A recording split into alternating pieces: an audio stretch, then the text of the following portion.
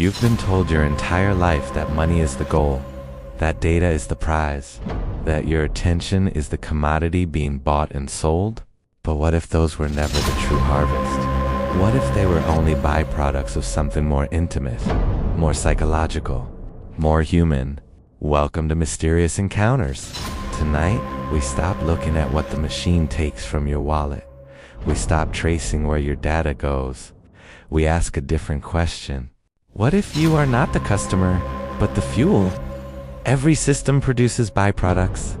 A power plant generates electricity, but it also generates heat. A factory produces goods, but it also produces waste. For decades, we have assumed that money and data are the primary products of digital systems, especially gambling systems. But what if we have confused the product with the byproduct? What if the real extraction is emotional intensity, hope, anticipation, despair, relief, chasing the near miss? Every element of the modern gambling experience is engineered to amplify emotion, not happiness. Intensity, the near win, the perfectly timed loss, the notification that arrives exactly when you are about to disengage. These systems are optimized to generate emotional spikes because intensity is measurable, and what is measurable can be optimized. You are not just placing bets, you are producing emotional data, and the faster the cycle, the faster hope becomes loss, and loss becomes renewed hope. The more intensity is generated per minute. This is not accidental. It is design. The machine does not simply drain. It cycles. It creates conditions for emotion, harvests the response, and resets the loop. Now step back.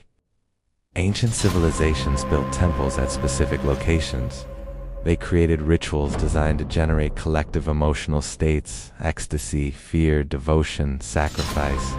Whether symbolic or psychological, they understood something simple. Emotion concentrates power. Today, we do not build temples of stone. We build environments of code. Interfaces designed around rhythm, timing, color, reward, delay. Modern platforms are emotional engines. They do not require belief, only participation. And here's the shift. Money may not be the end goal. Data may not be the end goal. The most renewable resource in the digital age is human emotional volatility, the spike, the crash, the desperate belief that this time will be different. Every system seeks sustainability, and emotional cycles are infinitely renewable. You're not being drained once, you're being looped. The notification arrives. You engage, you feel, you spike, you fall, you repeat. You are not a battery being emptied. You are a battery being recharged, just enough to continue producing. The modern system does not need to destroy you. It needs you functional, responsive, reactive, because the machine does not run on money alone. It runs on behavior, on repetition, on emotion. This is not a supernatural force. It is architecture, psychological architecture. But the result feels ancient, because the structure is simple. Stimulus, response, extraction, reset. Across history, humans have always built systems to capture power. The only thing that has changed is scale.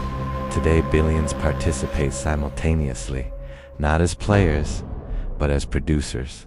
You are not the game. You are the energy that keeps the game alive. And the house has always known exactly how to keep you cycling. And now, one final question remains.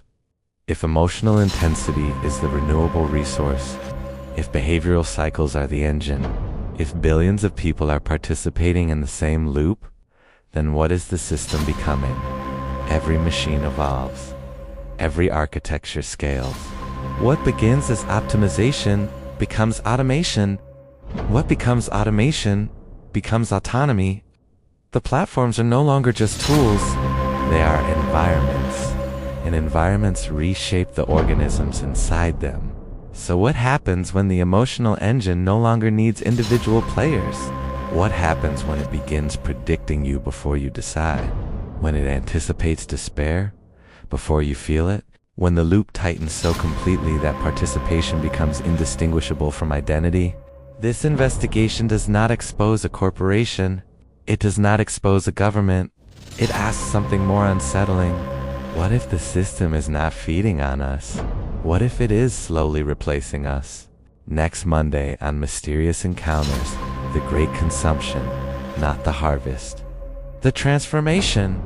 Because the final question isn't who built the machine, it's what the machine is becoming, and whether we are still separate from it at all.